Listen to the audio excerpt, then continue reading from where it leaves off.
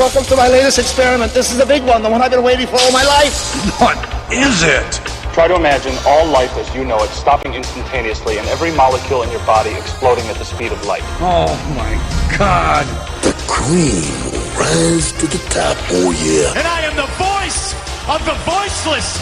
And there is no one that does it better. The Guy and Harley podcast, streaming all over your face. Perhaps that was the most important part. Can you dig it? Can you dig it? Can you dig it? Pigville on the internet. Love don't tell us what to do. It only shows us what we need. And whenever I'm alone with you, I know I'm where I want to be. I'm Harley Neville. Welcome along to the Guy and Harley podcast. And I'm Guy Pigden, and that is the 10th emo fucking lyric section of our podcast, and many more to come, I'm sure. Yeah. Well, look, I'll tell you the truth. I cried tonight. Okay, I cried tonight. Was it reciting your about poem? Angie? No, it wasn't reciting my poem. It was while I was thinking about her before I recited my poem.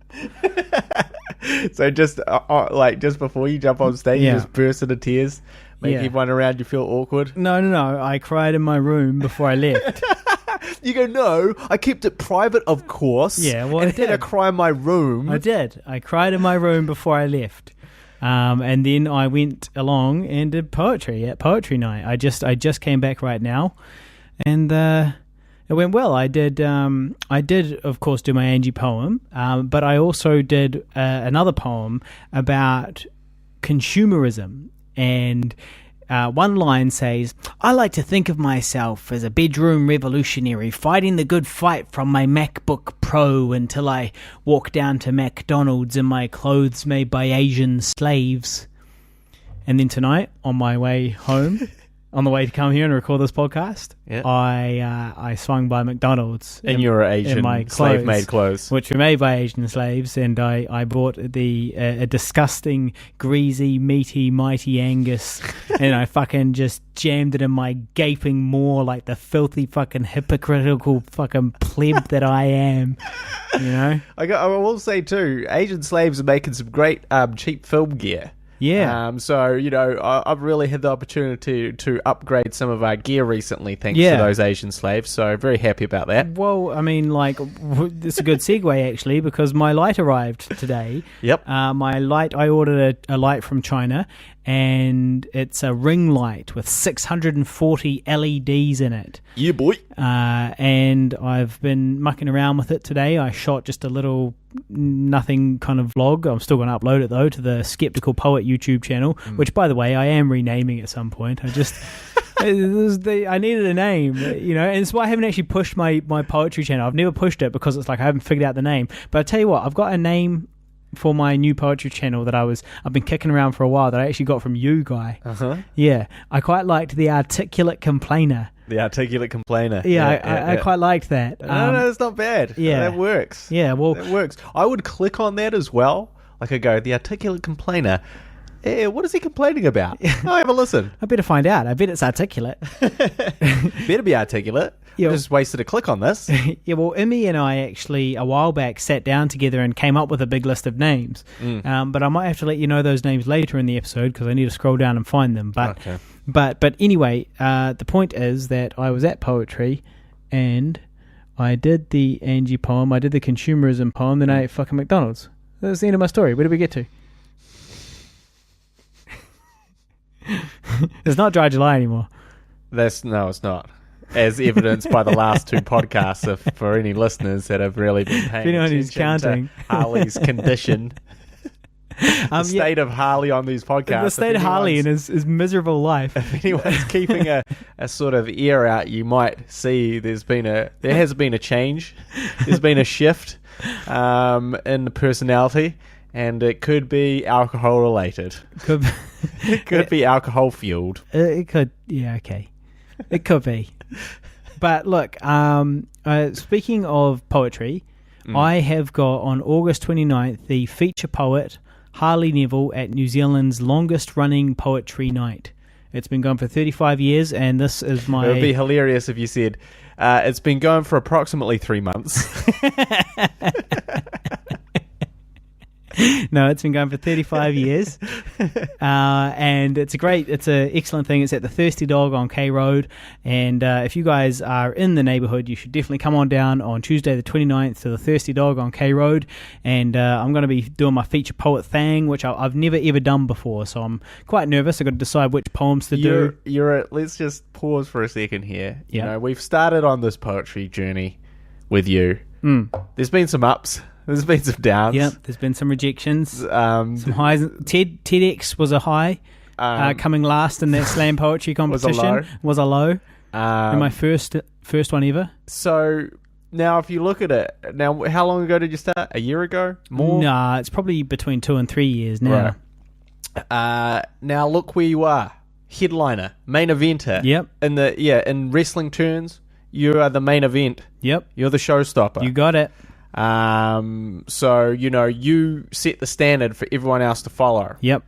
And that's what you've managed to achieve. Mm-hmm. And articulately complaining for 3 years. Yes, that's where you've gotten to. Yeah, well, it's a pretty interesting lesson for our listeners, isn't it? You try something for 3 years, and you kind of get good enough to actually do something good with it. Well, look, I'd say that a year and a half ago I did TEDx, which was quite a big deal. That was probably arguably a bigger deal than headlining at the Thirsty Dog Open Mic Night. Probably my TEDx performance was slightly further up the rung, another rung or two up the ladder. Debut your poetry to 30 people. Headlining to 30 people at the Thirsty Dog. Do you think Cucumber Sandwich Man will be there, or your mate, whoever he was? The guy that had brought in his sandwich and they had no shoes or something like that. Yeah, he might be there. He might be there. Yeah, he might be there, not buying anything and bringing out his lunchbox. Now that is happening anyway. I'll keep you updated on that, but it is a big deal for me, and here's why. Because it's my first official paying poetry gig, okay? I've turned pro, people. I've gone pro. Now, I get half of the koha, okay? Now, at halftime, they put around a bucket and everyone throws in a gold coin or two. That's the koha. And I get half of it, and I give the other half to the musician. Yep. That fucking slimy, like, not earning his money musician. Why is he not earning his money? Oh, he is, but, I'm giving him a big break. I really feel like I should get all the money. He gets to open for the Nevs. Here's your big break gig, debuting to 30 people at the Thirsty Dogs Open Poetry Night. On a Tuesday. You're the main event. You're in the co-main event spot now. I'm giving you half my money. You should be fucking grateful. You should be thankful for this opportunity. So these guys are called... Fucking Cucumber Sandwich Man is listening. He might buy your CD. So these guys are called the Prophet Motive. And Prophet is spelt like the Prophet Muhammad. And... they're good. I selected them off seeing some of their YouTube videos, and they're cool. And they're sort of two guys and two guitars, and sort of with a punk rock theme, but without yelling too much. So I think they're going to be good. But yeah, that's what's happening on August 29th. And then I also just wanted to go back to Angie just a little bit again. Sure, just go back. I just see. Here's the situation I find myself in. 3 months ago, almost to the day, she broke up with me. Yeah. But on Facebook, Harley Neville was still in a relationship with her. Even still now? 3 months later. Since the official breakup. This reminds me of a story, but go ahead. Was there anything else to add that you? Well, just that I don't really have it in me. I can't bring myself to do the official breakup on Facebook. Would it help if I insulted you? No. Because that's what kind of brought me out of my getting insulted by somebody. Yeah. Or insulted by your best friend. Yeah, but be insulted by my friends, yeah. Yeah. Yeah, because it reminds me, now we're talking about a pre-digital age here, guys. We're talking about the early 2000s, the very early 2000s. And I had just broken up with my girlfriend. And I had a photo of her up on the wall. Now, which girlfriend was this? Or if you can't say her name, at least give me an initial. Or I'll give you a hint. Would you say she was ever at any point a lesbian stripper? Yes, I would. Okay. We're on the same page then. And anyway, I had a photo of her up on the wall still, and I just couldn't bear to take it down. It was there. That was my girlfriend. That was the love of my life. You know, I cared so much about this person. I couldn't take her photo down. It just didn't feel right. Much like not admitting on Facebook publicly that you don't have a girlfriend. It's exactly the and same. that your girlfriend is completely gone. And to the 2,000 people you're friends with, revealing that it's exactly the same. Exactly the same. Exactly the same. Photos up in my room. So who insulted you? I think a couple of the hockey boys came round at one point. The hockey boys being a group of my friends who played hockey. Hence the hockey boys. I played hockey with them. But anyway, we were drinking, and then they're like, why the fuck is that photo still up? And I was like, well, man, it's the memories, man. The memories. It's good feelings, man. I get lots of feelings about this shit, man. It's getting emotional. I can't take it down. I can't do it. And they're like, you just need to harden the fuck up. Yeah. And obviously there's a lot of people that say that it's not a good thing to say to people harden the fuck up these days. Yeah. It's not there's PC a real anymore. trigger situation going on there. But People should be allowed to emote. But they're like, you need to harden the fuck up. And the main point following on from that is it's been several months. This photo can't just fucking sit up there. Plus she was a fucking total dick to you. So this is just fucking ridiculous. You need to sort your shit out. And I think I kind of protested for a while, and maybe for the rest of that night, and then the next night I took that photo down. Yeah. And it was a good move. It was much better. It was just staring me in the face there. It was stupid. Yeah. It was a constant reminder of my failure. Yeah. Much like when you go on Facebook. Yeah. You have that constant reminder. Well, of my failure. Yeah. Yeah. Although the thing is, I don't really see anything specifically about being in a relationship with her, as in it's just on Facebook. If you bother to click through, it says Harley Neville in a relationship with. But isn't that in your sidebar though? As you're looking at things, or no? No. I don't really see anything about it, really. It's more like if you're looking at me. Yeah. But also, there's a thing. People are looking at you, Harley. Well, yeah. And maybe you want them to be taking a second look. Yeah. Well, it's absolutely true that, I'm not doing myself any favours. You're certainly not doing yourself any... Claiming I'm off the market when in reality I am. Claiming to have a girlfriend that broke up with you 3 months ago. Well, it sounds a little bad when you put it like that, guy. Yeah. When you say that I'm lying to my 3,000 friends and pretending that I've got a non-existent girlfriend who broke up with me 3 months ago. Maintaining the charade for an extensive amount of time. That sounds kind of bad. Yeah. It does sound bad when you put it like that. So maybe it's time that you bit the bullet on that one. Yeah, I just can't quite bring myself to do it, though. I've thought about it for a while. I've even thought up some posts. Yeah. some hilarious posts. Yeah. But I just can't quite get there yet. I guess there's just this little tiny smouldering ember laying in my heart that I'm hoping will just burst to life. Got to stamp that right the fuck out, mate.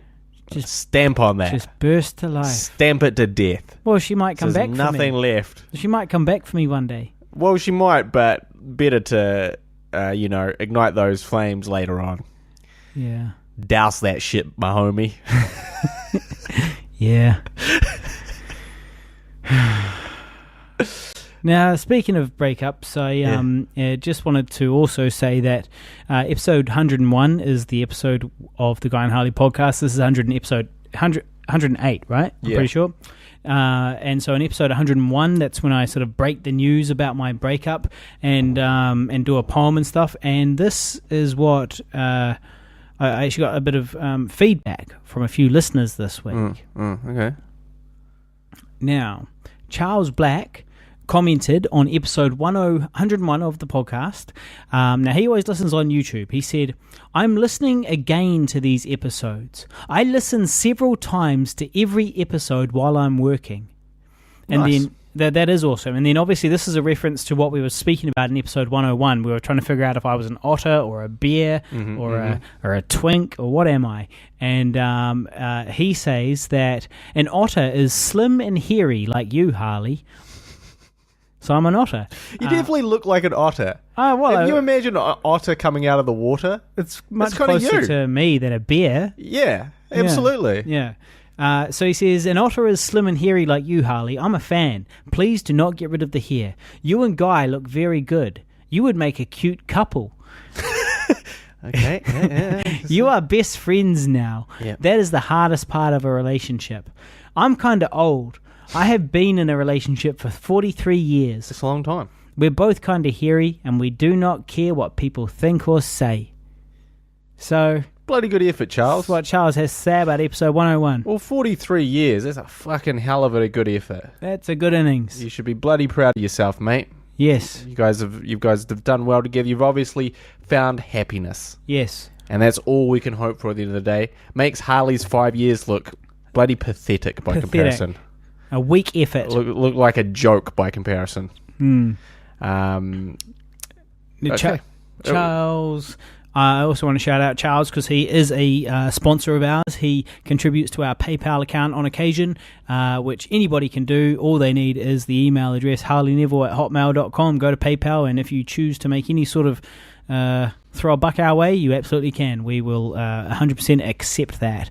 Now, more feedback. Are you ready for it, Guy? Yes. Now, we sold a DVD to somebody called Lex, and he bought it, signed, got it delivered to his home, which you guys can do. It's $25 plus PMP. You can get it on the Guy and Harley Facebook page, or you can get it on the I Survived a Zombie Holocaust Facebook page. You can buy our debut feature film, I Survived a Zombie Holocaust, signed. And he did that, and then he commented on the page. He said, "This movie is pure gold.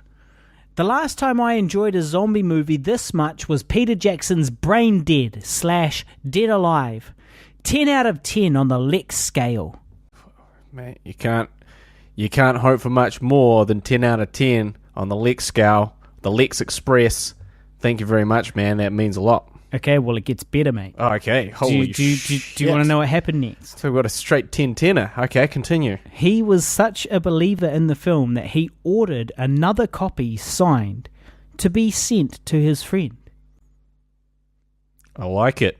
And that is winging its way there now. I love it. And so that's word of mouth marketing, my friends. That's how it works. And do you know how that came about? That came about through, as far as it could be a coincidence, but I suspect it came around through a boosted Facebook post that I did. I did like $20 worth of boosting on the DVD, the signed DVDs thing, and got one sale, which was Lex. So we're $5 in profit. Debt. Oh, debt. No.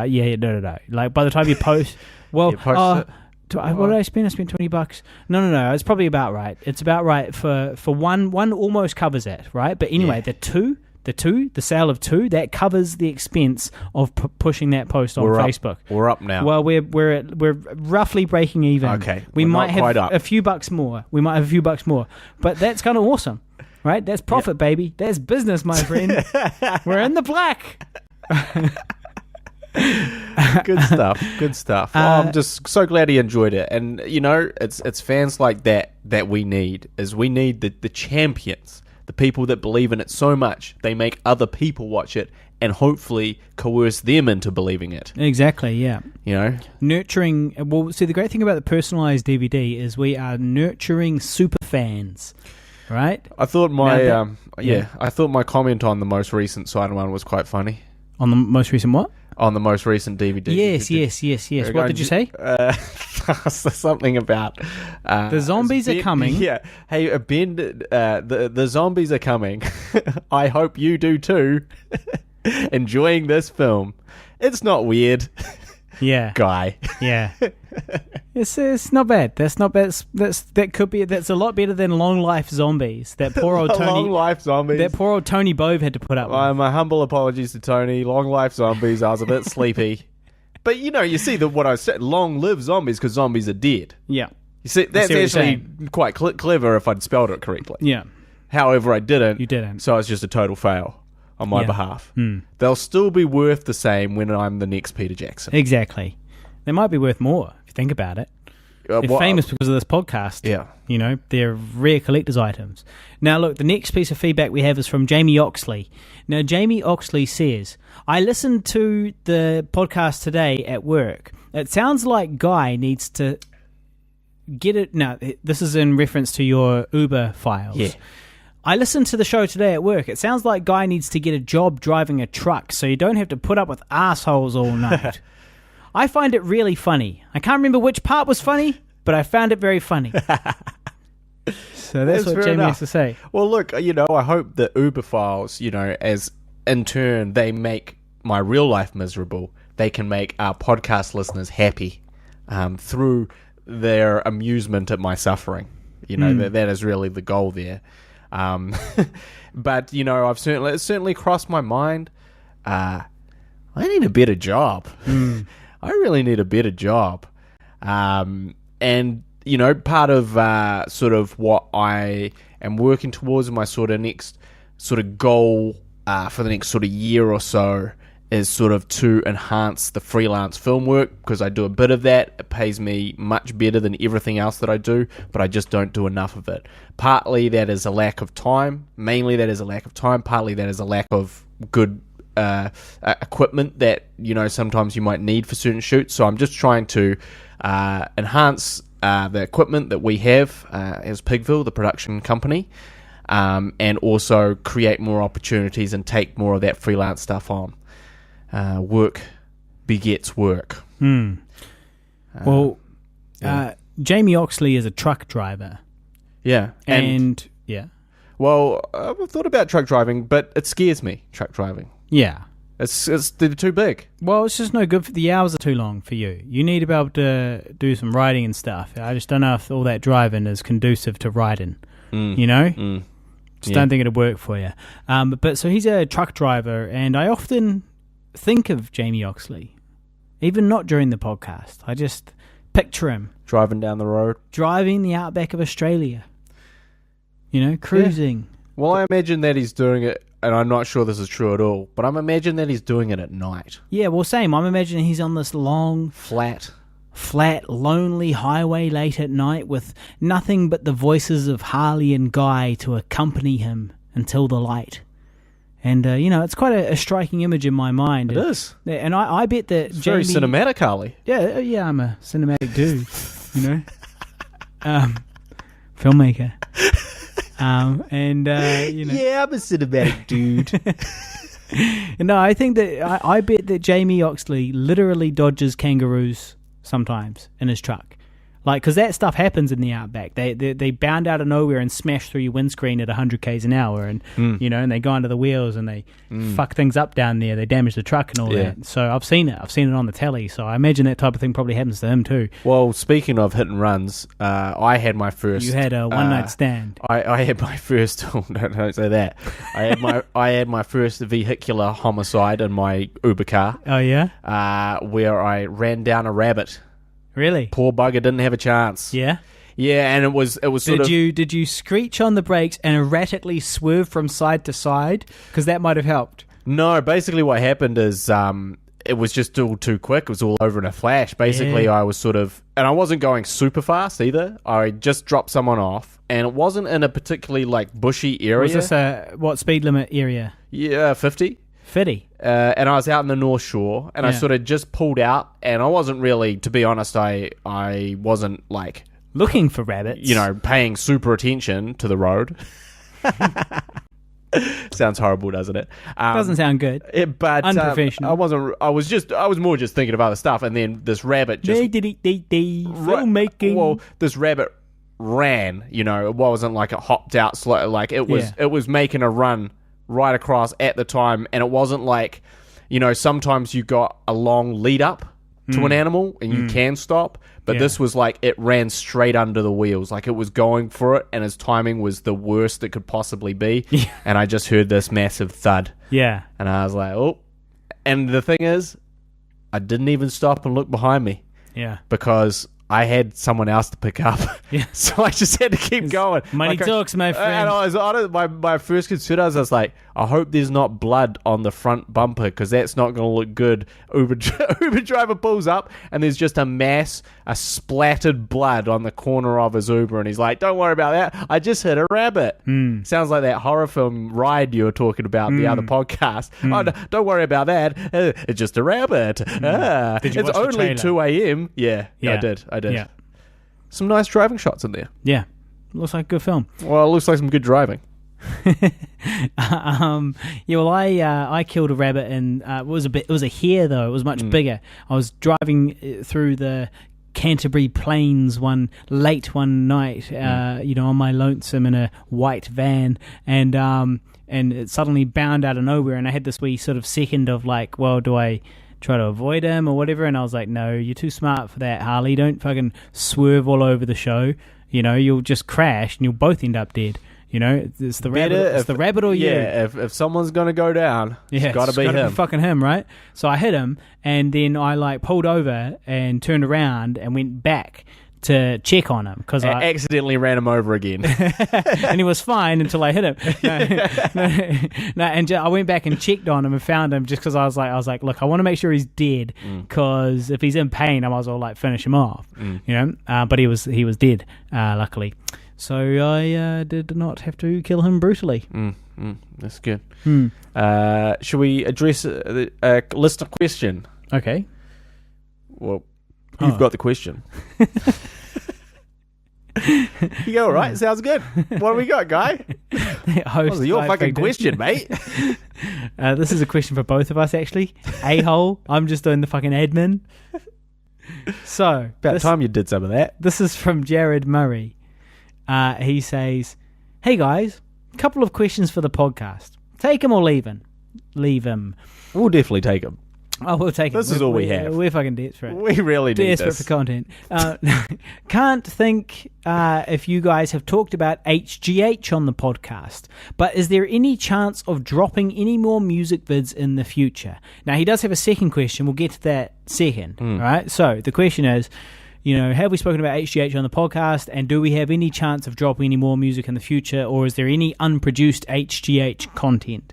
Now, HGH is, of course, our internet sensation rap band that it was Guy, Hamish, and me. So Hamish, Guy, Harley, HGH. Also the acronym for some sort of muscle supplement. Human growth hormone. Yes. Illegal, actually. Which is why, if you bothered to Google our rap posse HGH, you would never find us. Which is also Good why thinking.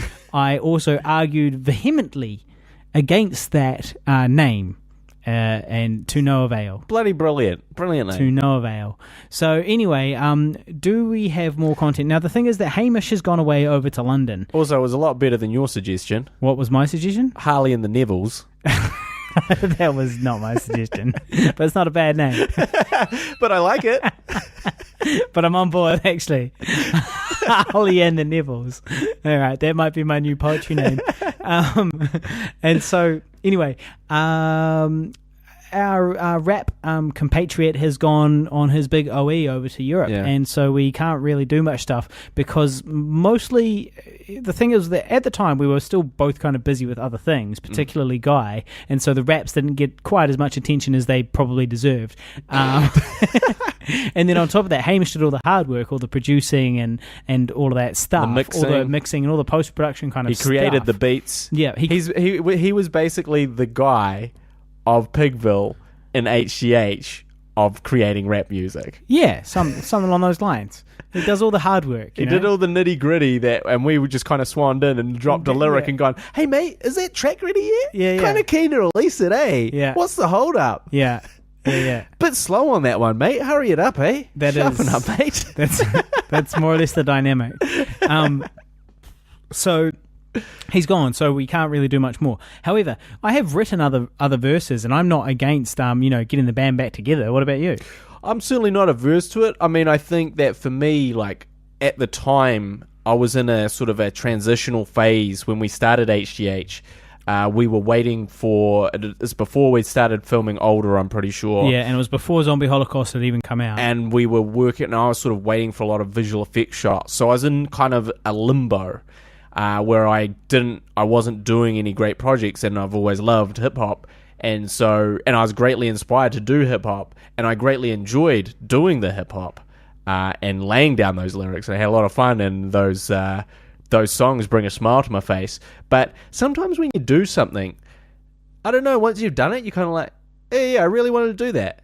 Now I've done it. Yeah. And I can walk away with no, not feeling that I need to keep doing it. Yeah. I think I have that sense. And so, like, if my schedule was not so insane busy, and I was just, in one of those transitory periods, I would be like, yeah, absolutely. But it's one of those things too where you're like, after you do something, you're like, yeah, I did that. Yeah, what have I learned?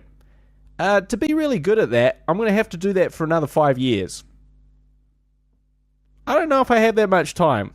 Meanwhile, it's been 3 years or so for me, so I'm almost there. Yeah, meanwhile, you've only got 2 more years to go. Meanwhile, you're main event poetry, 30 people at $30. Meanwhile, Optus, the Australian telecommunications company, scours New Zealand and Australia for the right actor. Can't find anyone. Can't find them. Can't find the right actor for the job. Really didn't want to cast you. Kept looking, but couldn't find anyone else. It had to come back to you. Not what happened. Because your skills were just greater. They scoured New Zealand and Australia, found me, and flew me to Australia to do a rap commercial. It's actually a very valid point about all of this, because that directly did come from the practice from that HGH. you did. Absolutely. And like sort of learning to do it through HGH. Mm-hmm. Had you not done that, I wouldn't have got the role. Your audition would have been really shit. Yeah, it would have been.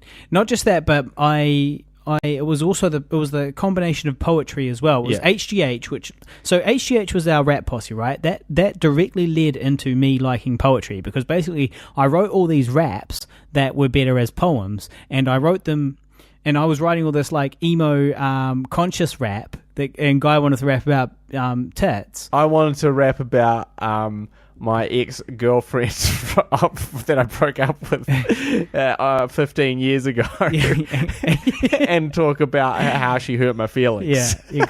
Guy was rapping about homosexuals and Vicodin, and I wanted to do all this conscious rap stuff. Yeah. And I wanted to do unconscious rap, and you wanted to do conscious rap. It's a real clash of styles. So that's fine though, because what we ended up doing was I branched off into this poetry business, and I did the poetry for a little while. Then I got this rap audition, and absolutely, without a doubt, I would not have been able to do it. And I even have evidence of this, because I actually got offered through an inside route. I almost got this role in another rap commercial for another telecommunications company, but it was in New Zealand.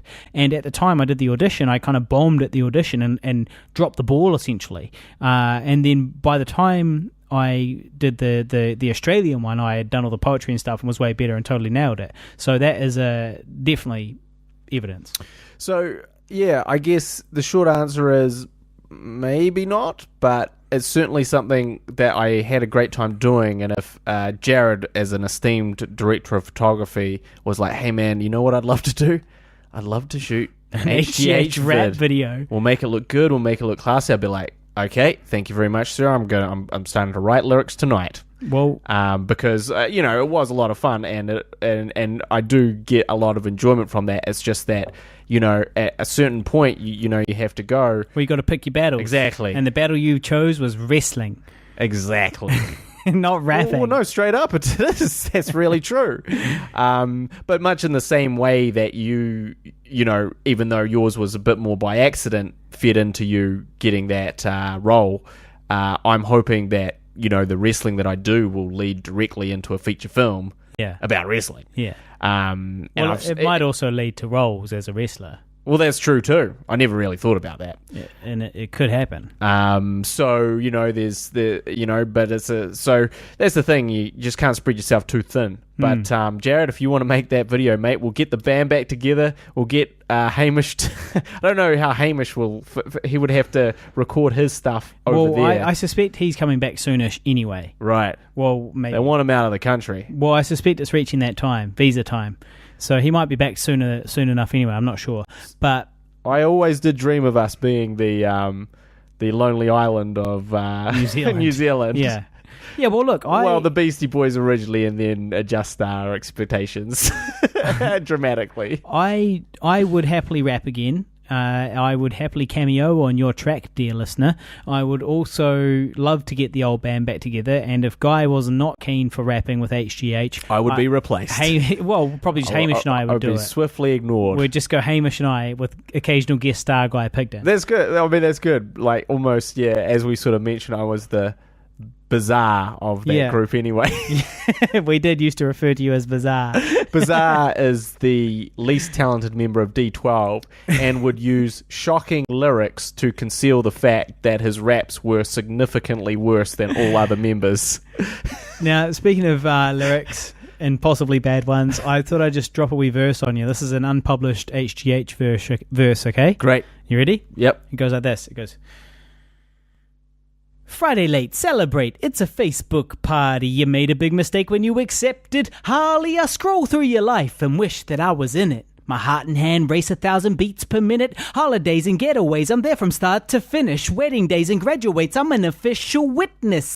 Pics at the beach are my favorite uploads. Shots of your feet, yeah, I'm looking at your toes. These pics are grand, I can't believe my luck. I'll crop out your grand using Command plus right click, save pic, Photoshop my deck, enhance 2 times 300%. I know we never met, but we've been intimate. Selfie at the club with your mouth open, Control T, new tab, gonna add your friends. People always accept, cause what's the worst that could happen? Now, just to be clear, Harley wanted to do conscious rap. That's what he was really pushing for. I wanted to delve into the conscious rap, but I wanted to walk the line. Well, you're certainly walking the line there, mate. So walking the line right off a cliff. I will say I really do enjoy that.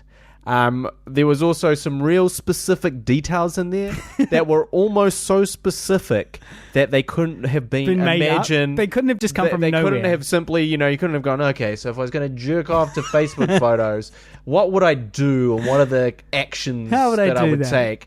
And then I go, oh yeah, Control Plus, oh, the mouth open thing. Oh yeah, nice one. It almost seems like you were taking from real life really specifically. And that's what we just heard. Listen, Guy. Listen, Guy. All the best art is taken from real life. That's probably true. Okay? And that's all I'll say about that. Yeah, fair enough. But we should answer the second part of his question. Of Jared's question. He says... Have you caught up on the Oats Studios shorts? What are your thoughts on their business model of releasing the films for free, but making assets available to purchase on Steam? Chur, my bro. Also, Jared, welcome back to the podcast. I know that he dropped out of listening to the podcast for a long time because he was super busy. So good to have you back, mate. Good to have you back in the fold. I will come and pick up that lens that you borrowed at some point shortly, I'm sure. Got many technical filmmaking questions to chat, and hopefully we'll get to collaborate on an upcoming web series. But to his question, you have actually seen one of these shorts. Yeah, so I have seen the short about the aliens. It's from the makers of District 9. It's a short film. Neil Blomkamp. I don't remember the name of the film, though, do you? Rezar, or there's a few. I think they've released 3. So okay, well, I watched the first one. I'm pretty sure it's about aliens that come to Earth to subjugate us, and it was actually really good. And it was made by the guy that made District 9, and it had a real District 9 vibe to it. A real District 9 vibe to it. And so it was good though. I really liked it. It's like 10 minutes long kind of thing. But I didn't know that it was anything other than just a random short film until Jared's question. Yeah, basically, Oat Studios is Neil Blomkamp's company, and rather than sort of develop, the whole like idea is like rather than make feature films through the studios, he's doing these kind of shorts as pilots, and then from the money he makes from selling these assets and the interest, hopefully from potential investors as well, I imagine, these will expand out to become either TV series or feature films, or sort of movies set in the same universe. It's a great idea. And it is a very interesting idea. You need the resources to launch it is the problem at the beginning. You look at the quality of the content he's creating and you see that it's not something that you could just whip out. Yes. And then the marketing associated with it, and also it riding off of his name as well and his experience is all stuff that would not work for average us. Joes like us. Exactly. Yeah. So I mean, like we could give you the schematics for a 3D printout of Wesley Pennington from I Survived a Zombie Holocaust as bonus content, which you pay for on Steam, but you don't want it. That's but the problem. You could not think of anything you would want less than that 3D model printout of Wesley Pennington. It's really, really, yeah. So I think it's really interesting, and I think what you touched on there is a very important point, which is when everyone all the independent filmmakers jump up in arms and go, this is the new way forward, this is the new model. And it's like, it's the new model if you have, like, you know, I don't know, let's just say... If you made District 9 with fucking Peter Jackson endorsing it. And you have $10 million in initial production capital to make these shorts, it's probably a lot more than that. Yeah. You know, but it's definitely a great way to go. Unfortunately for all us sort of true independent filmmakers that haven't made super successful Peter Jackson produced sci-fi films, the model kind of falls over a little bit.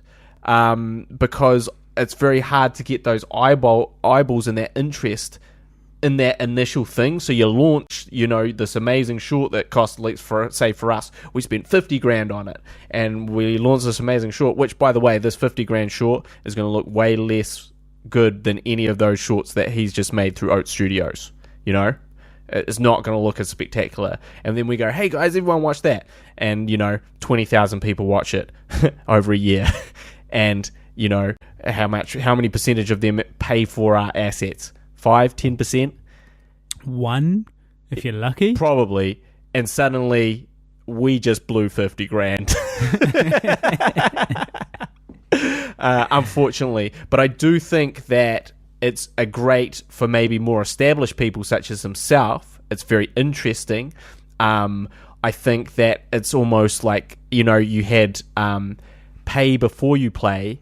Now you have pay after you play, which is essentially he's saying, like, look, if you enjoy this stuff, hook a brother up. And I think that's really interesting, because that's the problem right now is, you know, people are expecting movies to be free anyway and are stealing them for free. Yeah. And so if they connect... Transition to a reward sort of if scenario. they connect to it, and if they watch that, and you say, hey, at the end, hey, you know, if you want to see more films like this, well, we can make them, but, you know, please buy these assets. And essentially, I think the assets are clips from the film, the full download of the film, 3D models, artwork, concept art, the script, all that sort of thing. So it's almost like an Indiegogo production bundle that you might say, these are all the things you get if you fund our film. But he's saying, here's the film.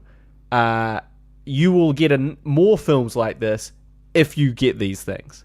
It's pretty interesting, and I'd love to know, because I think it's really probably gone one of two ways, where it's actually like not raised like fuck all capital, and he's really like, fuck, I was really hoping more people were going to pay for this shit. Well, if he spent $10 million making the shorts, he's going to have a hard time getting $10 million worth of capital from you know, downloadable content, because that's I mean, obviously, did you just make up that number, 10 million? I'm just speculating, looking at the quality of those shorts, and also, like, it's not just one short, it's like 3 or 4. you Yeah. know? And also knowing that he is a studio director, so he's coming from that world, so that's the people that he employs, those crews and that team. He doesn't employ me and you. No. He doesn't employ you to act. Harley Neville and is available. And me to do some camera work. You know, so it's just the level of production design. I'm just taking a stab in the dark. To be honest, I think it would probably be more. But you never know. People pull in favors, people wrangle. You know, he is maybe developing the studio in-house, so, you know, there's ways that it could be cheaper. So I'd love to know, like, I'd love to really hear him break that down. But there is this other thing which I don't think we have mentioned so much, which is that no one believes in anything until you see it, right? No investor, no studio, none of them, that you go, hey, I've got this crazy idea for this thing, and they go, oh, no, well, can you cast them? And you go, I don't really want to do that, and they go, oh, well, no, we can't do that, you know, because no one's going to be interested in that. And like, if you look at, for instance, how Deadpool got made, essentially, they made this teaser for Deadpool, and the students were like, seems a bit risky, seems a bit weird, you know, superheroes can't swear, etc., etc. So they then leaked it online, that teaser, and the internet blew up, and we're like, whoa, this is amazing, this is awesome, you know, this is so cool, such a different superhero film, I would love to see this. And then the studio, seeing that reaction, were like, yeah, you know how we said no on the Deadpool? Let's give it a go, actually. And it was this huge, massive success. And so I do think that there's a very high chance that one of these shorts, you know, the studios, the production, Netflix, Amazon, all those people, they'll all be watching. And one of those people will be like, hey, you know, I don't know how your like little Steam donation thing's going, but if you want to make more of these, we'll just give you some money to make more of these, and you can do it under our banner. Yeah. And maybe, you know, would you consider that a compromise or a loss of your plan, or would you just go, well, look, the whole idea was just to make more of this stuff by hook or crook, and this is how we're doing it. So I do feel it could work that way. I don't really know. I'd love to know how well it's doing in terms of just those donations and how much he's made through that. But that's my thoughts on it. Work it. Cool. Cool. Anything else?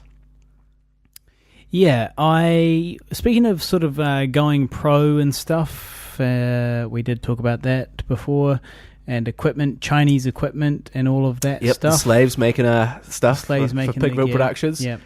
100% Pigville Productions. 100% gear by Chinese slaves. So I did just want to talk about that gear a little bit more because I have signed up to be an affiliate. So GoPro, right? Here's this plan I've got. This plan I've been working away at to save up some money to go 6 months next year full-time, concentrating just on my filmmaking and creating and getting cast and vlogging and all of that stuff. Becoming an internet sensation. And seeing if I can become an internet sensation and seeing if I can eke a living out that way or not. And if after the 6 months I'm all out of savings in that, I don't plan on going into debt. I plan on like going back and finding a job somewhere, going back to work. But, you know, at least I had to go for that 6 months. I mean, here I am, a bachelor, 34 years old. I don't have many expenses at the moment. Right? So if it's ever going to happen, if I'm ever going to do it, it's got to be now before I have kids. If I can knock up some lady at poetry night. Yeah. Or you know, buy a house or have health issues or, you know, whatever it might be. You know, if I'm ever going to make an attempt at going pro, it's more or less now or never, because I'm not exactly young. And so, yeah, that's why I bought this light. Now, it's a pretty depressing thought, isn't it? Well, it's not. Yeah, it's not a good thought. That we're not exactly young. We're not exactly. We're not young, up-and-coming filmmakers. No. We're well past being able to define ourselves as that. We're what's not as mid-30s never was as. Yeah, we've definitely transitioned from, like, potential up-and-comers to 100% never was's. Well, the thing is that I actually feel like we transitioned from no hopers Yep. into up and comers now, and we're up and comers in our 30s. But the thing Right. is that that just means you've got 10 years less time to Yeah, kind of yeah. fucking get on with it, Yeah. But I feel like we're still on the way up, Right. Yeah, so I bought this light anyway with the idea being like, if I'm going to go pro next year, I'm going to need to be doing consistent things like vlogging and these types of things. Even though I'm not particularly inspired to do vlogging, it's just a way to keep 3 channels active, because I'm maintaining 3 channels now. I've got the Guy and Harley podcast channel, the Pigville Productions YouTube channel, and and my personal channel, the Skeptical Poet, which I'm definitely changing. Maybe to the Articulate Complainer. And so that's 3 channels, right? That's plenty of vlogs to be done. So I'm sort of hoping to set up the studio in my room. I've bought the light. I've ordered some fairy lights. They're on their way. I've got this wardrobe spare that I want to it's a built-in wardrobe that I can almost kind of stand in, and I want to stick up a bunch of posters on it and make it, and then set the light up, set the camera up, and have like a little studio in my room where I can just quickly and easily do vlogs. And a happy coincidence, this closet can also be used for your weird sex games. Yes. The camera's all set up. Exactly. Nice lighting. Yeah. Well, that's true. So if there's anybody out there that's interested in joining me for any of my weird sex games The closet. in the closet, if you could just get in touch, contact the Guy and Harley Facebook page, facebook.com/Guy and Harley. Oh boy. May have opened up a can of worms there. So I had been thinking about doing this new vlog series, and it's because it's filmed in a wardrobe. I was going to call it In the Closet with Harley, because I thought that was funny, and I sort of figured, if anybody gives me shit about it and they say like this channel should be about equal rights or something like that, I'll say shut up. I'm literally in a closet. Yeah. Yeah. Yeah. So fuck them. Fuck those guys. So fuck those lefties. And so Those the fucking loony left.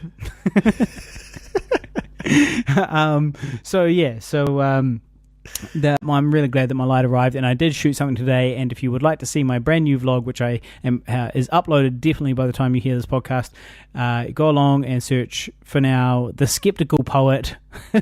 I hate that name, with a K, skeptical with a K, and it's there. But fuck it, just go to the Guy and Harley podcast page. I'll share the channel. Facebook.com/Guy and Harley. Now, an Uber driver picked me up tonight, and he was really nice.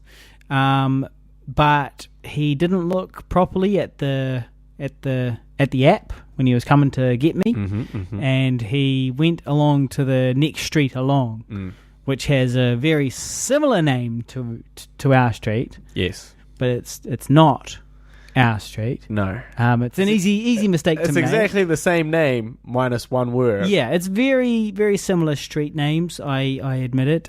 Easy mistake to make. We chatted politely, and he dropped me off, and he said, "Have a good night," and I said, "1 star for you, motherfucker." Just relishes it. Just relishes being a bastard. Also, like, just to add to that a little bit, I think there's actually something wrong with the Uber app at the moment. Yeah. Where pins are being dropped in slightly the wrong place. So you drop your pin at wherever your location is, and you go, okay, so I'm expecting a pickup from this exact location. However, on the app, I have a feeling that it's kind of just jumping all around roughly the same area. Just because I've had like heaps of issues recently with people being like, I'm a block away. Oh, that's not what I put on the thing, and not just like 1 or 2, but like consistently, like, 70-60% a night. And so I think they're like, so after you 1-starred that poor man for the Uber app breaking, completely not his fault. But anyway, while we're... I don't want to hear those excuses. I don't want to hear that this is a good, honest man trying to make a living, and that something completely out of his control caused me to be an arsehole. Well, he did say that he also works at McDonald's as well. So you were like... Well, yeah, that brought up some bitter memories of being rejected from McDonald's. Well, I got rejected for a job from McDonald's, but also I used to work at KFC, so it's like we're like sworn enemies anyway. Yeah. Just don't think you have what it takes to work at McDonald's, is what one person once said to you in your life. In your fucking lifetime. One person looked at you and saw your work ethic and your ability to cook fast food and said, I don't think you've got what it takes to work at McDonald's. Yeah, well... Just let that sink in. I mean, to be honest, I will say, we've talked that McDonald's story. I wish I knew which episode that McDonald's story was on, but I will say that the guy that turned you down, Yeah. I have a feeling legitimately didn't like you because you're a young, fresh-faced, handsome kid who he'd maybe heard was popular with the ladies. Right. So I really feel there was some bias, and he was like, I'm gonna humble this guy, Yeah. and I'm gonna humiliate him. I'm gonna make him drop some pans. And he did. And he was completely successful. Yeah. Yeah, he did humble me. Sent me skulking off to KFC. So yeah, he really won that. But I will say that I do think that you're cut out for McDonald's, Harley, and you could have done that job if he'd given you a bloody chance. Thanks, Guy. And if my current employer is listening, that's just note. I don't think you're McDonald's material. It's not that I couldn't get a job at McDonald's. So that I had a run-in. It's just that he was such a ladies' man at the time. He was getting so much poontang that it created jealousy. That's it's an exaggeration. But speaking of jobs, and this is my only one and only topic for the episode, but it's a doozy. Okay. So we're used to stories of people not liking Harley at his work.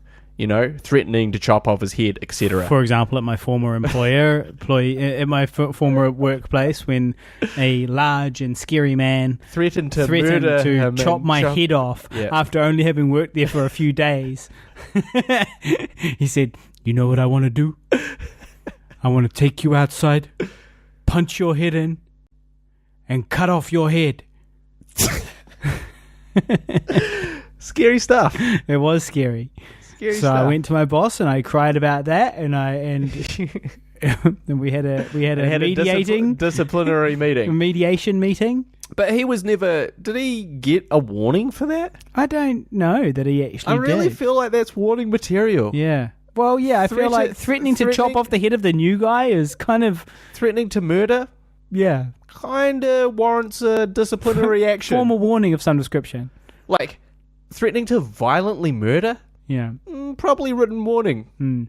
But anyway. We do tell the story of that in one of the other episodes. So, anyway, I'm used to Harley having hilarious stories about how his workmates not liking him. But I'm not used to it happening to me. I'm not used to altercations in the workplace. In fact, that surprises me because you're very belligerent. I can absolutely see how you would be constantly in trouble at work. Yeah, but that's the thing, because at work, I try and keep a low profile. I want to fly under the radar. I don't want anyone to notice me. I don't want promotions. I don't want responsibilities. I just want to go in, serve my time, literally like a prison sentence, and walk out. Yeah. And that's what I want to do. And I want to do my job to the best of my ability. To the bare minimum of my ability. And I don't want no dramas. No dramas up in here. But that's exactly what I did have. So basically I was at work and I am a senior operator and I was teaching a new guy. Senior operator. And this new guy, he's a little bit slow, making a lot of mistakes, but I think the issue was really pace more than anything, in the sense that, and to be fair, I was slow when I began as well. It's all learning. It takes time. So I don't really have an issue with, doing 3/4 of the work while he kind of bumbled around. But then things took a bit of a turn. Now, it was a Monday night. It happened to be super busy at this work in question. Now, this work is, you're going to say it's a... Well, we'll keep it vague. You don't want to tell what industry it's in. Well, it's call center work. Okay. So you're taking calls, you're sending people... So if any of the listeners have any idea about the place where Guy has repeatedly stated that he works, you guys can definitely figure it out. You can probably... New listeners might not figure it out. You can probably put two and two together. So Guy works in a call centre. But I work in a call centre. Let's keep it vague. See, Guy? Now, this is why I deliberately keep my workplace vague when we're talking about the podcast, because it's like you never know when there's going to come a time when it's like it all comes back to haunt you. That's true. We probably won't put this in the synopsis of this podcast episode. Yeah. Well, oh mate, when you put too much in the synopsis, you know what I do? Delete. No, I just don't share it. Oh, right. or I delete it and change it. Yeah. But anyway, so, it's a Monday night. It happens to be super busy on a Monday night. And what you'll find is often you'll sort of be flat out or be hectic. Calls coming in, going out, boom, boom, boom, boom. And you won't really get time to take a breath or have a break until, sort of 1, 2 a.m. And then everything quiets right down and you can chill. And anyway, we'd been chipping away for a couple of hours. And this guy goes, look, I'm just going out for a break. Not, can I go out for a break, or is this a good time? Or anything like that. He's just, I'm just going out for a break. And I was like, just hold on a second there, mate. If you just want to stick around until I clear all this stuff and then just go a little bit later, it's just a little bit busy at the moment. So those were my words. Nothing derogatory, nothing sort of offensive. I was just like, yeah, just hang on a second there, mate. Like, this is not a good time, basically. Because I'm actually in the middle, and I was in the middle of dealing with like an urgent call that needed to be dealt with in a swift manner. You were like, yeah, my nipples are really hard. Hey, hang on a minute. Can you just hang on a second, mate? I'm in the middle of something. Yeah, my nipples are really hard. It'd be funny if that was the call center. I'm getting pre-cum. So anyway, as soon as I said this, it's like I'd taken a big dump in his salad, Yeah. He was just like,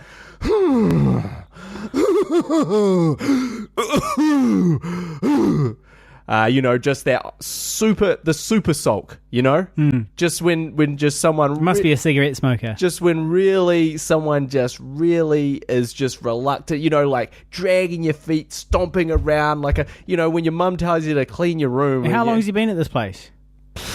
Couple of months. Yeah. Fuck all. Yeah. And really dragging his feet like it was the biggest effort in the world to stick around a bit longer to help his co-worker. And that certainly rubbed me the wrong way, but he had sat down again and was going to help me do this work which needed to be doing. And I was never going to... that was that as far as I was concerned. But then we had a call from outside. It was the pizza man. Pizza man had a delivery for the other staff member who was doing a separate job. And as soon as that pizza man come through, he was like, oh, there's a pizza here. There's pizza. Oh, there's pizza here, guy. Is that okay? Is that all right? I'm going for a break. And so and I was sort of like, well, that's got nothing to do with what we're doing. That's the other worker doing something different. And also, the pizza's being delivered so he can eat it at his fucking computer doing his work. But he took that as like, I could just do whatever the fuck I want. And so he just walked straight out and left me in the shit. And I wasn't having it. No. I was not having that. And again, it was more the rudeness and being smart to me directly, that rubbed me the wrong way. I was like, the fuck, this guy's been around for a hot fucking minute and he's talking to me like I'm a piece of shit. Yeah. And not listening to what I'd asked him to do. And what I'd asked him to do was completely reasonable given the context. And so he came back in. And that's when the shit went down. Yeah. So basically, You suplexed him off the fucking counter. You're like, you motherfucker! Boom! well, basically, I was like, what the hell are you doing? I was like, you can't just we're a team. You can't just walk out. And he's like, oh, I'm entitled to my breaks. I'm entitled to my breaks. And I was like, yeah, you are entitled to your breaks, but you can't just take them when there's heaps of stuff going on. You know, you can't just do whatever you want. Like, no one's telling you not to take a break. I'm just telling you not to take a break right then when we've got all this stuff to clear. You know, that's what I'm saying to you. And why do you think it's okay to just get up and do that? And he was like, oh, you know, blah, blah, blah. Like, just very dismissive, very sort of, again, very rude.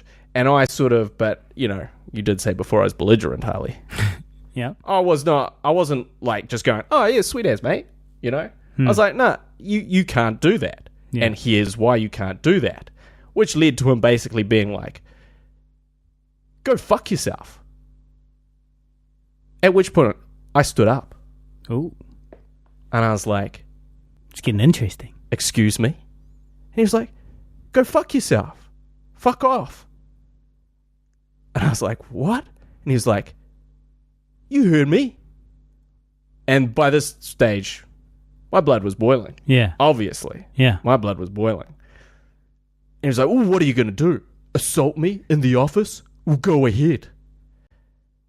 And I said, no, mate. As I trembled with rage. Yeah. I'm not going to assault you. He's like, well, why are you standing then?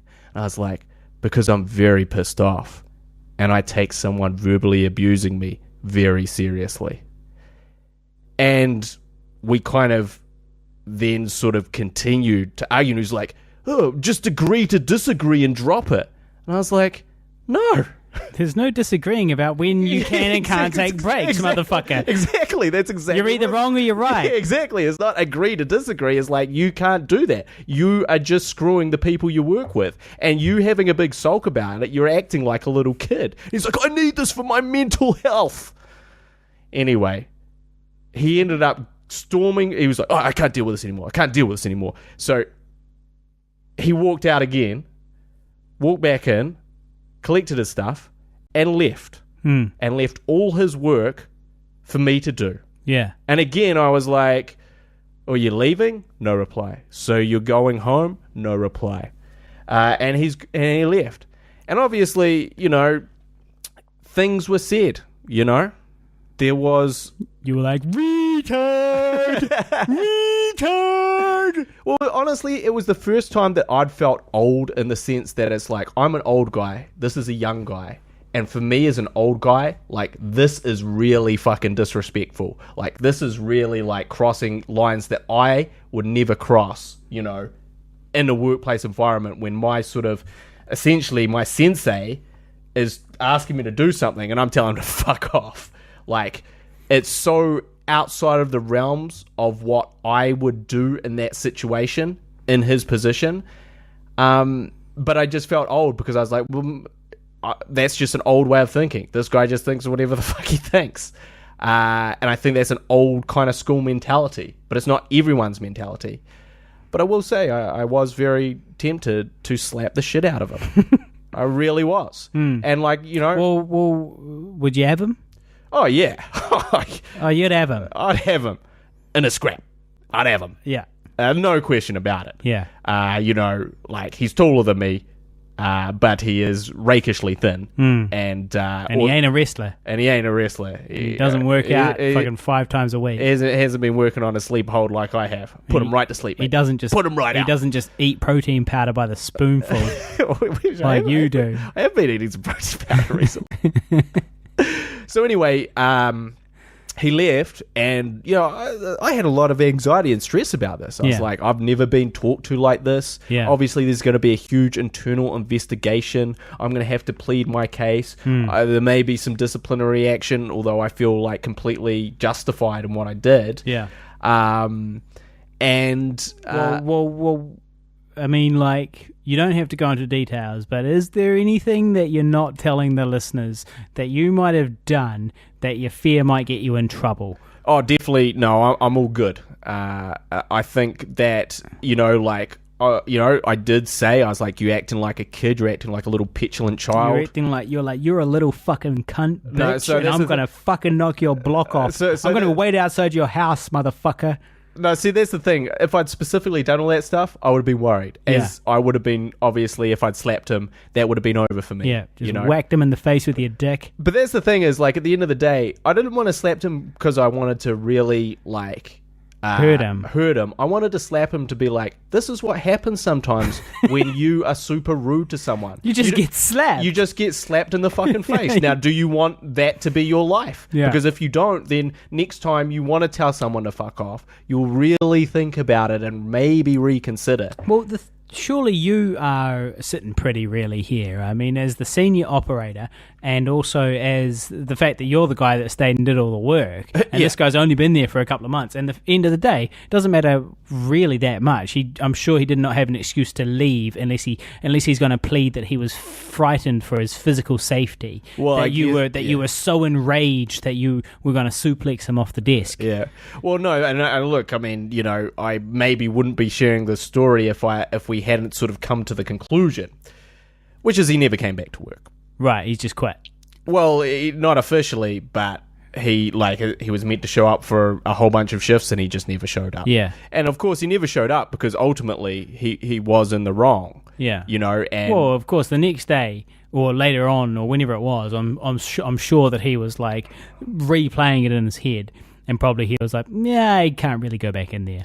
I'm a fucking idiot. Yeah, I think so. And I think he was just more, and maybe, again, it's sort of those things. It's like, what are you, like, now he and I, how are we going to really interact anymore? You know? To be fair, I continued interacting with the guy that threatened to decapitate me. Well, that's what I said. And in my sort of letter where I documented everything that happened, I said, you know what?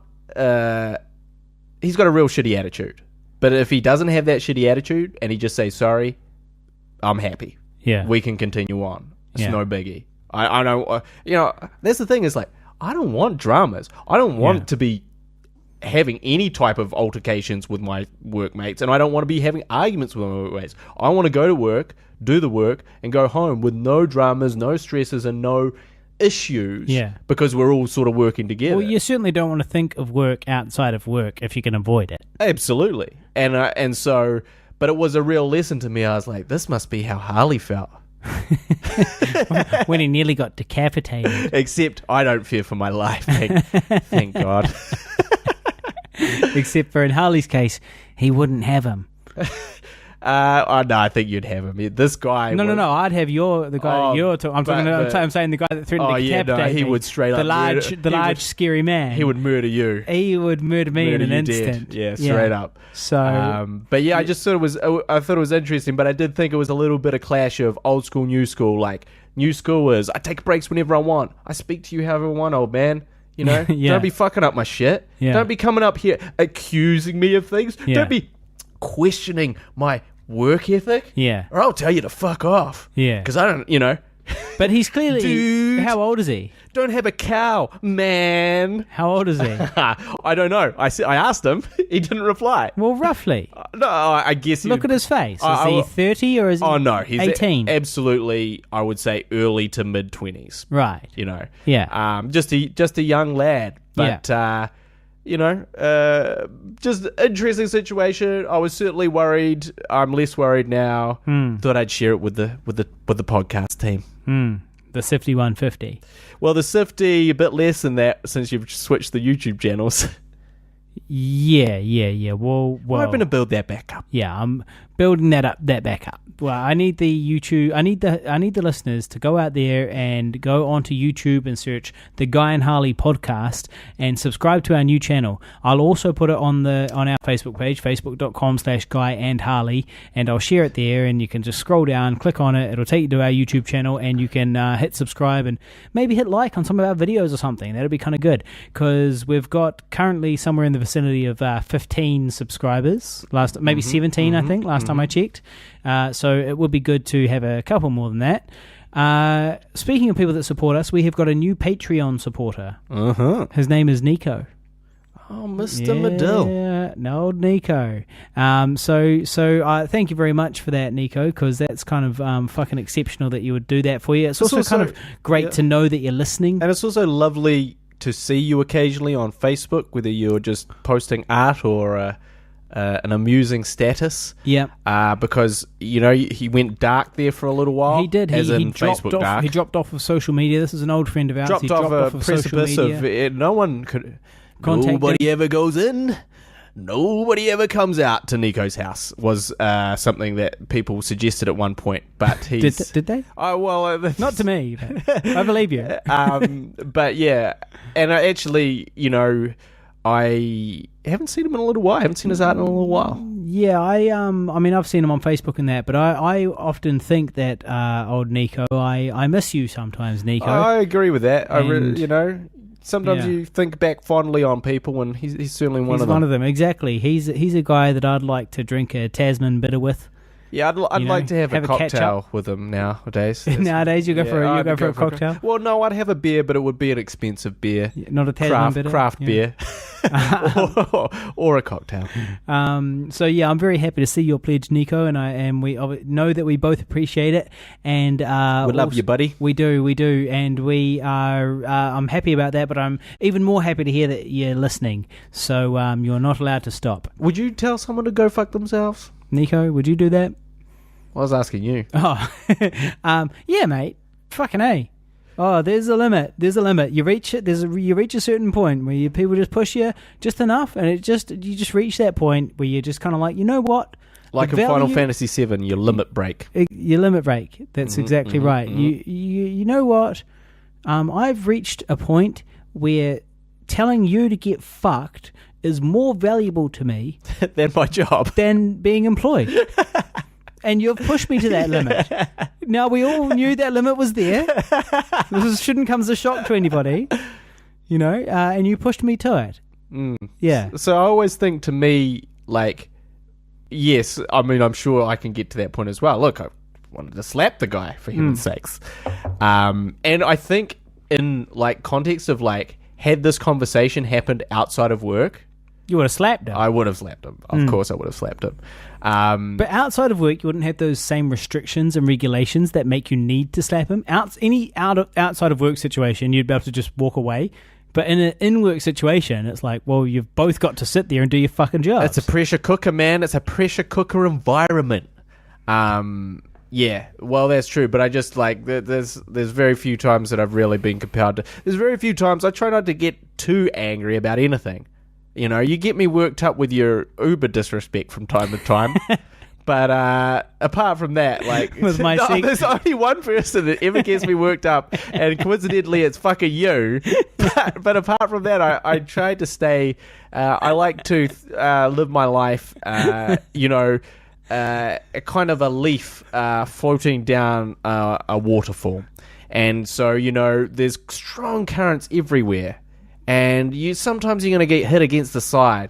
You just kind of gotta stay loose and leafy and keep going. But don't try and fight against the current.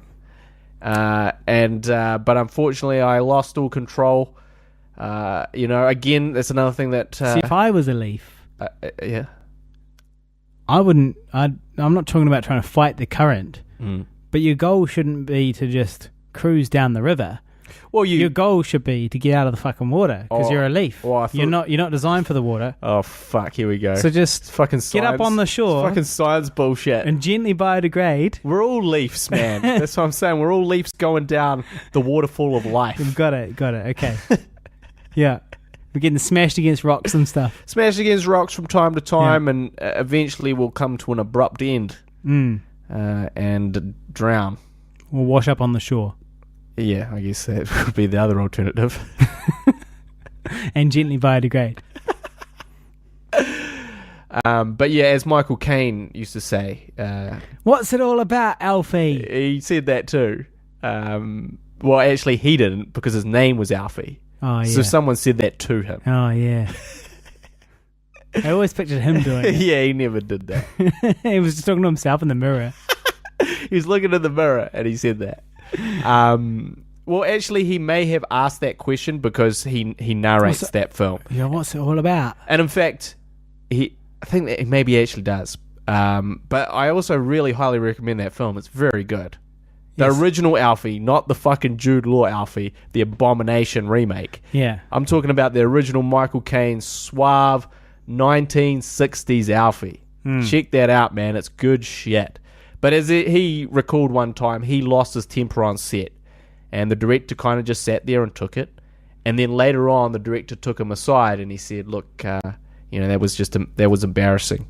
You embarrassed yourself.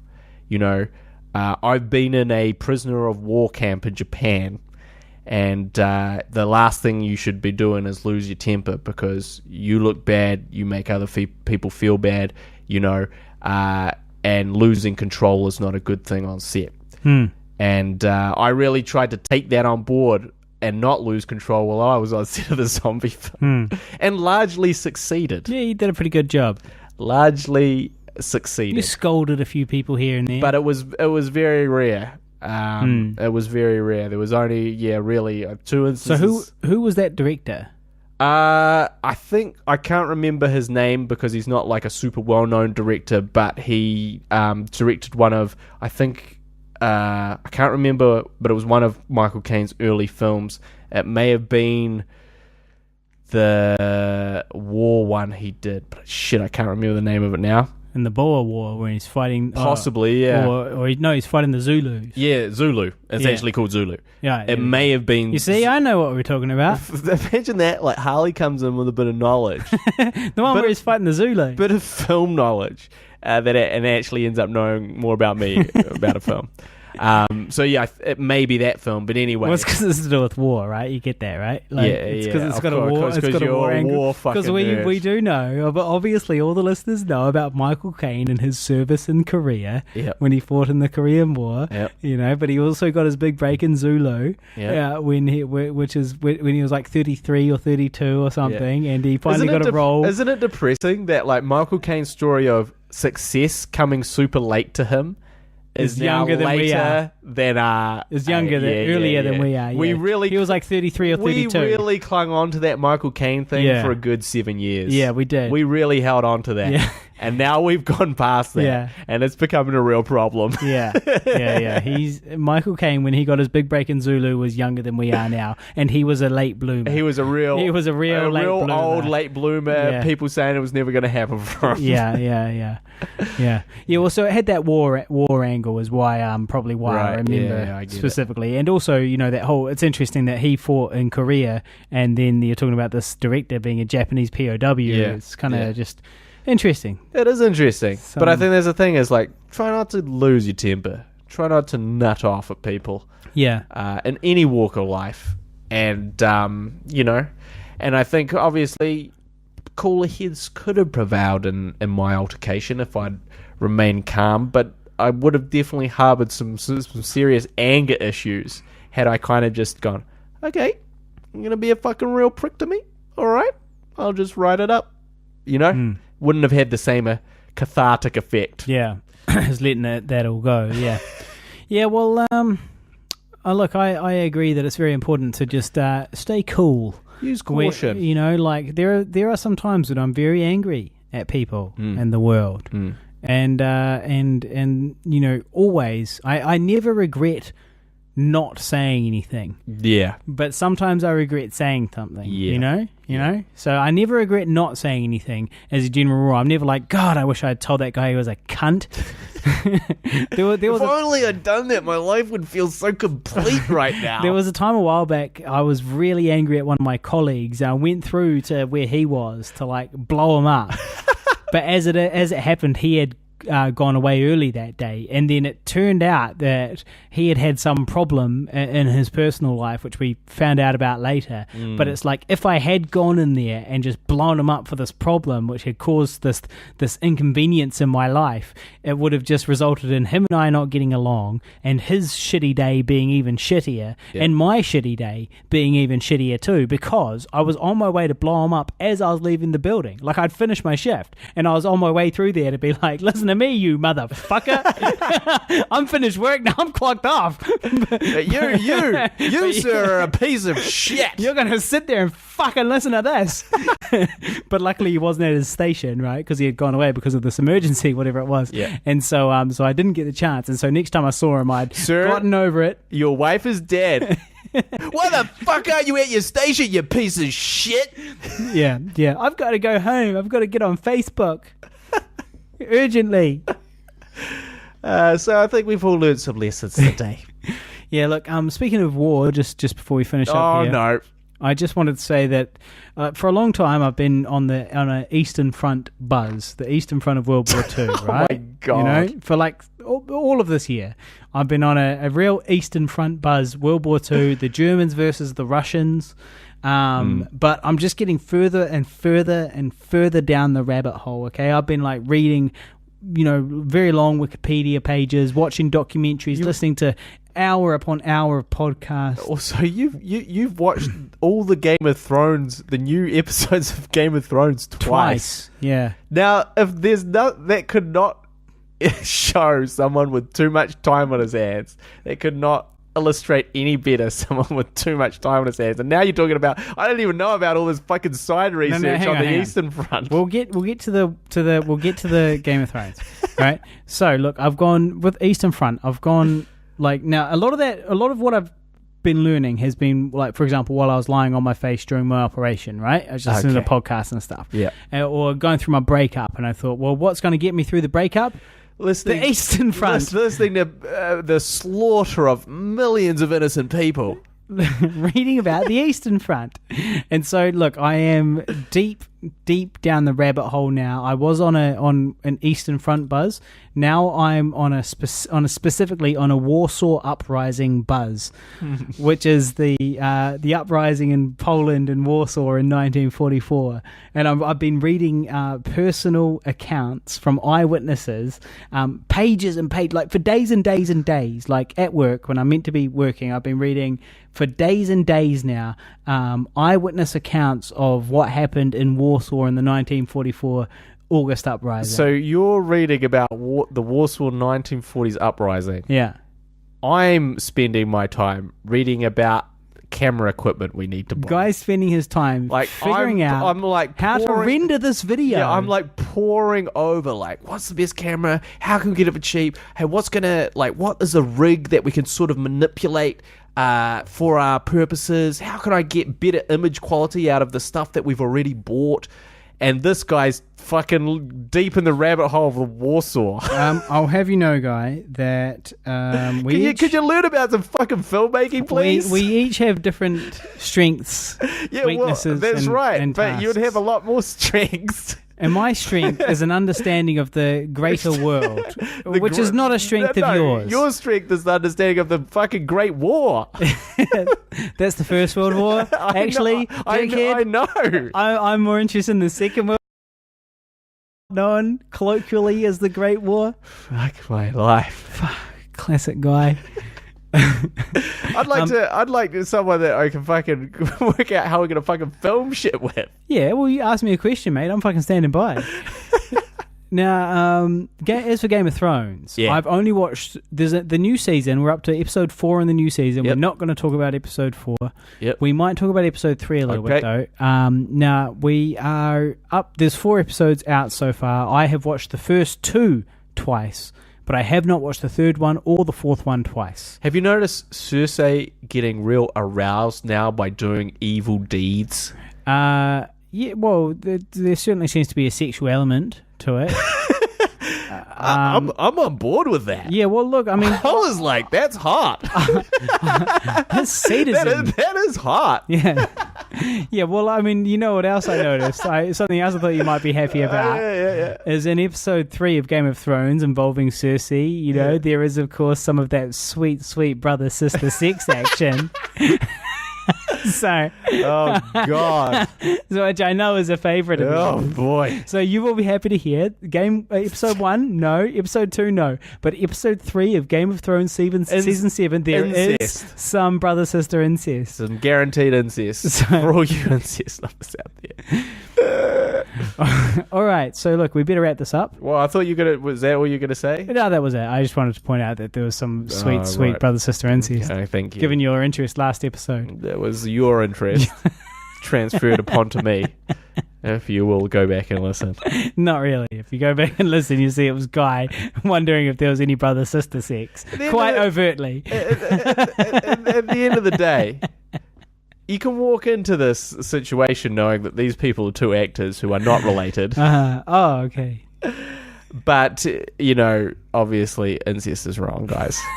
Don't do So it. don't do that. We've had this conversation on the air, though. This idea that, if I had a long-lost sister... Yeah, you would sleep with her, is what you said. Yeah. If I had a long-lost sister... 100% you would sleep with her without a shadow of a doubt. But you would be in. We need to explain to the listeners what it means. We need to explain to the listeners the situation. So it's like brother-sister separated at birth. Yeah. Okay, so here's the story, right?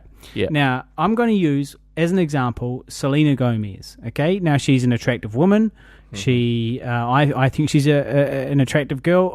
You're far too old for her. I'm far too old for her, but that's irrelevant. Okay, we're just saying that there is an attractive woman in the world whose name is Selena Gomez. Okay, now here I am, just a dude, right? What happens is I bump into Selena Gomez. It's me and Selena. We're hanging out. I get along great, and you know what? She likes me. She thinks I'm funny. She's really into me. She's into the nevs. She gets the nevs. She knows what the nevs is all about. What makes me tick, Yeah. And so we get along great. There's obviously a physical attraction, right? And then, next thing you know, out of nowhere bursts my dad. And he goes, son, that is Selena Gomez. That's literally Selena Gomez. But she is your full sibling. Long lost because I screwed, her mum. Mrs. Maria Lopez Gomez. Mrs. Gomez, yeah. So just FYI, son. Just FYI, son. See you later, son. And then he disappears. See you later, son. But just FYI. That's your full-blown sister. And then he disappears. He's gone. He's no longer in the sex scene. Okay? He's gone. I'm just saying. I just don't know that I'd have it in me to not screw Selena Gomez like my long-lost sister. Mm-hmm. My long-lost sister who I've never met in my life, and it's literally her. She's a millionaire and everything. She's a sexy millionaire singer. What if she's my full sister, but I've never spent a second with her. And I've met her, and she's all over me. You've added a... Am I going to do it or not? You've added an extra element here. What's the extra element? Let's just take it back. Let's say it's not Selena Gomez. Okay, but let's say it is Selena Gomez for a start, guy, and see what you would do. Now going backwards to that. Let's say it's not Selena Gomez. It's just a super attractive woman, but you wouldn't know her from a bar of soap. Yeah. You do all the same thing. You have the connection. You have a great convo. Your dad bursts in, son, that attractive woman that you're having a great convo with is actually your full-blooded sister, just FYI. See ya. Yeah, and then he disappears like the genie from Aladdin. What are you going to do there? Look, I think I'm the same as if it's Selena Gomez. Okay. I think I'm still on the same buzz, Yeah. I mean, the Selena Gomez committing thing is... illegal act. The Selena Gomez thing is really just to sort of point out how attractive this person is. It doesn't really matter. You can substitute her for your own... fantasy woman of some description. Well, look, this is what my argument of how Luke being told way later in advance. Hey, by the way, Princess Leia, she's his sister. Yeah, that was told to him 3 years after he originally met her, I believe, in the Star Wars timeline. Right. So, can you imagine how many times Luke Skywalker whacked off to his sister? It's unfathomable. That was his fantasy girl. He thought he was jealous of her. He thought he was going to end up with her. And all because Obi-Wan couldn't just a quick aside. And bro, hold up. Da-da-da-da-da. Bro, that's your sister, bro. Okay, guy. Yeah. So you're Luke Skywalker. yeah. Look, I'm not. Look, And Princess Leia is your sister. Now we're in Star Wars fantasy So territory, you're Harley. You're in This isn't Luke's- the real world. You're in I'm Luke Luke's- Skywalker now. Okay, what about this? Though? You're in Luke's shoes, okay? Right? And now Obi-Wan has told you. Just recently. Now, you've been crushing on this girl for a long time. For 3 years. But also, she's been flirting with you and kissing you, and she's kind of interested. Yeah. And there's some chemistry there. And you're very physically attracted to her. And this is Princess Leia, and she is wearing the gold bikini. Right? And you're standing there. And Obi-Wan, he appears out of nowhere, and he says, dude, that's your sister. Right? And then he disappears again. Ghost Obi-Wan. She's standing there. She heard everything. You're not tricking her or manipulating her or anything like that. You're not lying to her. She heard the whole conversation from Ghost Obi-Wan. She knows that you are her brother, but she's still keen. And she walks over to you, Princess Leia, in her gold bikini, and she's like, "Look, I know that's weird, but I honestly don't care. But what is, bro? We never know each other. I don't care. We never met. Who gives a shit? All I know is that I'm attracted to you, and I want to do this." Are you in or are you out? Oh, in the Star Wars context. It changes everything in a Star Wars context. I'm Luke Skywalker. I'm using the Force and shit. Plus, I'm going to have to swear to a life of celibacy shortly. Yeah, so you might as well fuck your sister. I may as well go way pervert before I bring it back to full on celibacy. Yeah. You know, right. See, that's interesting, but not in a non-Star Wars context. In a non-Star Wars context. No, I'll walk away from that. Yeah, got it. So you're single. There's a very beautiful woman. She's very interesting, cool. She's interested in the same shit as you. She's hitting on you. She's getting along great with her. And then your dad appears and says, "That's your sister." You say. You zip your pants back up. Yep. You say, "It was lovely to meet you." Yeah. And good day. Yeah. And let's get to know each other over a coffee. You know. Yeah, not me. We're brother and sister now. Not me. Not me. You're all in. I'm committed to that one. Yeah. Which again brings up some very morally questionable situations of if the sperm quest goes well and you end up dating your daughter one day. Yeah, which could happen. You know, which really could happen. It's really some. Yeah. In 20 years, there's some real concerns. All right, look, we'll wrap it up now, but thank you very much for listening. As always, if you want to support us, you can do so on Patreon by going patreon.com and searching for Pigville. You'll find us there. Otherwise, go to the Guy and Harley Facebook page. That's an awesome way to look after us, is by going there and hitting facebook.com/Guy and Harley. Hit like on a bunch of shit that we post, share some crap maybe. And also, another big thing you can do is buy a personalised signed DVD from us. They're 25 New Zealand dollars, and we sign them and we ship them worldwide. And you can do that by going facebook.com/ISAZH, or if you're lost and you're at the Guy and Harley Facebook page, just give us a message or a comment or whatever, and I'll absolutely find a way to get the link to you. So yeah, please do all that, and also go along and check out my brand new vlog on the Skeptical Poet YouTube channel. Just search the Skeptical Poet and you'll find it, hopefully. And thank you very much for listening. See you later. You've been listening to the Guy and Harley podcast, proudly brought to you by Pigville Productions. Laugh it up, fuzzball.